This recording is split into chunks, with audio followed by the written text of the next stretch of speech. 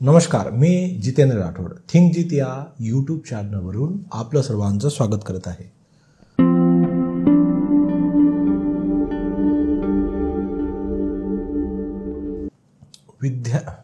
विद्यार्थी आणि वेळापत्रक याचं खूप एकत्रपणा येतो. कारण आहे की विद्यार्थ्यांसाठी वेळापत्रक तयार करणं खूप महत्त्वाचं आहे. म्हणजे त्याचे फायदे काय आहे नेमकं पहिले हे लक्षात घ्या की आयोजित अभ्यास जो आपण रोज शाळेमध्ये अभ्यास दिला जातो त्याच्यामध्ये व्यवस्थितपणे अध्ययन करायचं आहे, समजून घ्यायचं आहे आणि सुसंगतपणे करण्यास त्याला मदत करतो. ही एक गोष्ट आहे.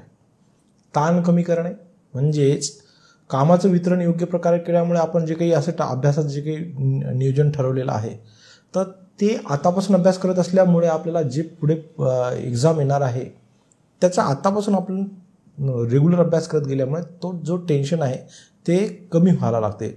म्हणजे ते पूर्ण होत जाते, अभ्यास पूर्ण होत जातो. त्यामुळे आम्हाला टेन्शन येणार नाही, ताण येणार नाही. आणि वेळेचं व्यवस्थापन याच्यामध्ये खूप पद्धतशीर होते की जसं तुम्ही जर ठरवलेलं आहे की योग्य वेळी योग्य आपण अभ्यास करायचा आहे ज्या सब्जेक्टचं आहे ते, तर ते कार्याचं नियोजन होत असल्यामुळे सतत काय होते ते लिंक लागत जाते. आणि ज्या वेळेमध्ये ते अभ्यास व्हायला पाहिजे टाईम टेबलनुसार, वेळापत्रकानुसार ते होत जाते आणि आपलं कामामध्ये खूप स्पष्टता यायला सुरुवात होते. वेळेच्या आधी ते काम व्हायला सुरुवात होऊन जाते. लक्षात घ्या. आता प्रस्तावित वेळेत पूर्णता म्हटलं की वैयक्तिक आणि शालेय कार्यामध्ये संतुलन, वैयक्तिक कार्यामध्ये संतुलन यायला सुरुवात होऊन जाते.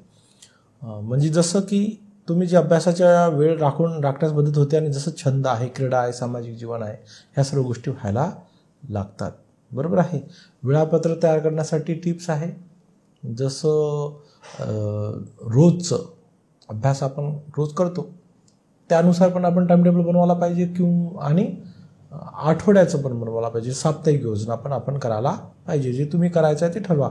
आणि अभ्यासाची वेळ, शाळेची वेळ, त्यानंतर इतर कार्य या सर्व गोष्टी त्याच्यामध्ये समावेश असायला पाहिजे. अभ्यासाचे टप्पे जसं मोठ्या अभ्यासकारांना छोटे छोटे टप्पेमध्ये विभाजित करायचं आहे. जे मोठा जे समजा चॅप्टर असेल, मोठा चॅप्टर असेल तर त्याचे 4 भाग करू शकता, 5 भाग करू शकता आणि त्याला पहिला भाग कधी करायचा, दुसरा भाग कधी करायचा, तिसरा भाग कधी करायचा यानुसार आपण त्यानुसार त्या पूर्ण करायला पाहिजे.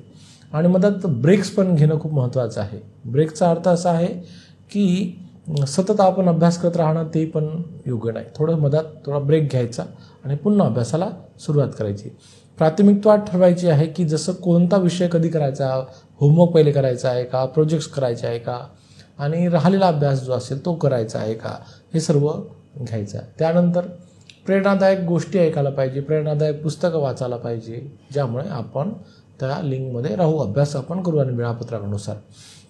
म्हणजे आता वेळा आणि सर्वात महत्त्वाची गोष्ट आहे की जे वेळापत्रक आहे त्यानुसारच अभ्यास करायला आपण बसायचं आहे. थोडं करणं कठीण वाटू शकते पण ते सतत तुम्ही त्या लिंकमध्ये राहिलं असल्यामुळे तुम्हाला ते नंतर सवय पडून जाते. अभ्यासाच्या तासासाठी विशिष्ट वेळ ठरवा. आपण तो जो होमवर्क आहे, बाकीचा अभ्यास आहे ते सर्व झाल्यानंतर एका विशिष्ट अभ्यासासाठी पण आपण थोडंसं वेळ द्यायला पाहिजे. बरोबर आहे. म्हणजे गणितासाठी 1 तास असेल, इंग्रजीसाठी 30 मिनटं हे एक्स्ट्रा पण द्यायला पाहिजे. बरोबर आहे. ह्या सर्व गोष्टी करायला पाहिजे. म्हणजे ह्या वेळापत्रकामध्ये ह्या सर्व गोष्टी येतात. ह्या सर्व गोष्टी तुमच्या लक्षात आल्या असतील असं मी गृहीत धरतो. आणि समजून घ्या वेळापत्रक आणि विद्यार्थी ह्या 2 गोष्टी एकमेकाशी कनेक्टेड आहेत. जर तुम्ही असं करसाल तर तुमचा अभ्यास चांगला होईल. आजच्या दिवसासाठी एवढंच. धन्यवाद.